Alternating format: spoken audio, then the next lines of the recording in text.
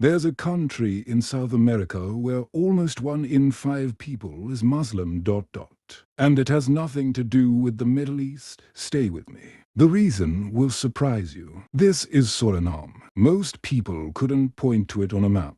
Fewer than 600,000 people live here, smaller than most cities. But hidden inside this tiny country is the highest percentage of Muslims anywhere in South America, and the story of how they got here involves 2 empires, a forgotten labor system, and a journey of over 9,000 miles. Let's start at the beginning. In 1863, slavery was abolished across the Dutch colonies for plantation owners in Suriname. This created a problem. Who would work the fields now? Their solution would accidentally create one of the most unique Muslim communities on earth. The Dutch brought over tens of thousands of laborers from places most people wouldn't expect.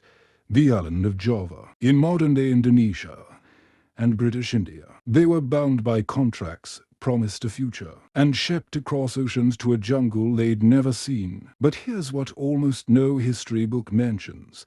A huge number of them were Muslim. And what they did next, in a foreign land, thousands of miles from home, is the real reason Suriname exists the way it does today. They built mosques out of jungle wood.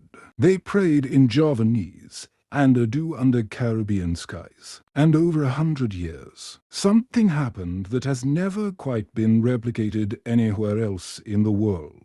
2 completely different Islamic cultures, Southeast Asian and South Asian, didn't just coexist. They merged. Today, you can walk into a single neighborhood in Suriname and see Indonesian-style Islam and Indian-style Islam standing side by side, sharing the same streets, the same markets, sometimes the same families. But that's not even the most surprising part. What's happening in Suriname's capital right now might be one of the most religiously tolerant setups anywhere on the planet.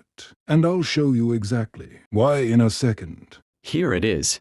In the capital city of Paramaribo, there's a mosque and a Hindu temple built directly beside each other, sharing a wall, sharing a parking lot, sharing a neighborhood, for over a century, without conflict.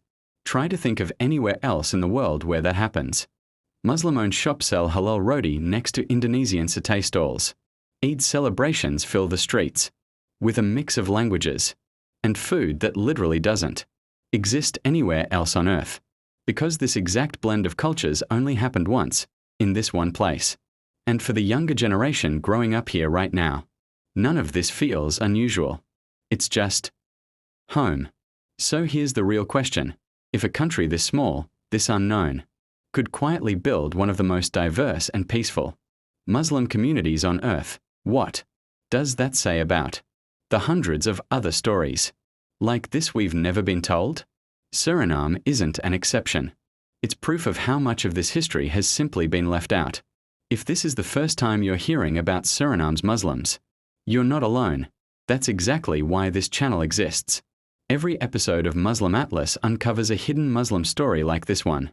Subscribe now, because next episode we are going somewhere even more unexpected. And I promise, it's even stranger than this. Comment the name of a country you think we should investigate next. I read every one. See you in the next episode.